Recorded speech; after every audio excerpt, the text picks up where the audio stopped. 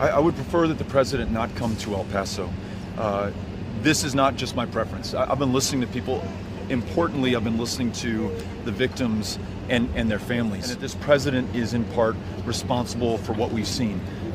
People in El Paso, by and large, do not want to see him here, understand that he is part of the problem, part of how we got to this point. We know now that he is coming, and I expect El Paso to do nothing short of ensuring that his visit is a safe one, that we are respectful towards him, but that we never forget his role in what happened on Saturday and holding him accountable. Calling Mexican immigrants rapists and criminals. I don't know, like, members of the press, what the hold on a second. You know, it's these questions that you know the answers to. I mean, connect the dots about what he's been doing in this country. He's not tolerating racism, he is promoting racism.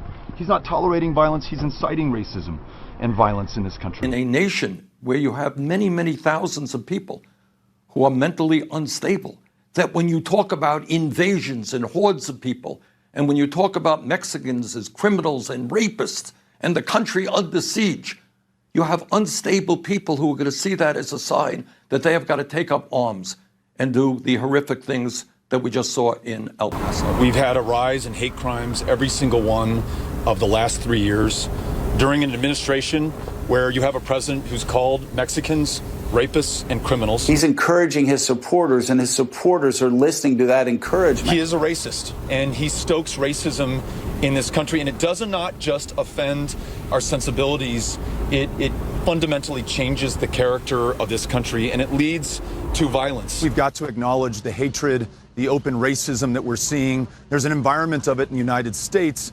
We see it on Fox News, we see it on the internet, but we also see it from our commander-in-chief, and he is encouraging this. He doesn't just tolerate it, he encourages it. Hate has no place in our country. Calling Mexican immigrants rapists and criminals, warning of an invasion at our border, seeking to ban all people of one religion.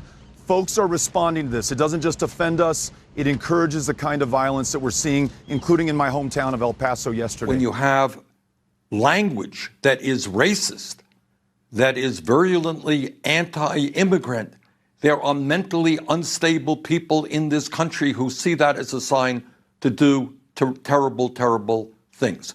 So I think the president has got to stop that racism and that xenophobia immediately.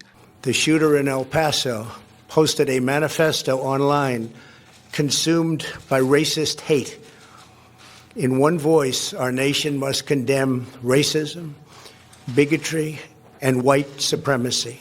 One of your 2020 rivals, Congressman Beto O'Rourke, told me this morning that he believes President Trump is a white supremacist or a white nationalist. Do you agree? I do. These sinister ideologies must be defeated. Hate has no place in America. When he says after Charlottesville that Klansmen and white supremacists and neo-Nazis are very fine people, the commander-in-chief is sending a very public signal to the rest of this country about what is permissible and, in fact, even what he encourages to happen. All of the evidence out there suggests that we have a president who is a racist, who is a xenophobe, who appeals and is trying to appeal to white nationalism. You know, it breaks my heart to have to say that this is the person we have who is president of the United States.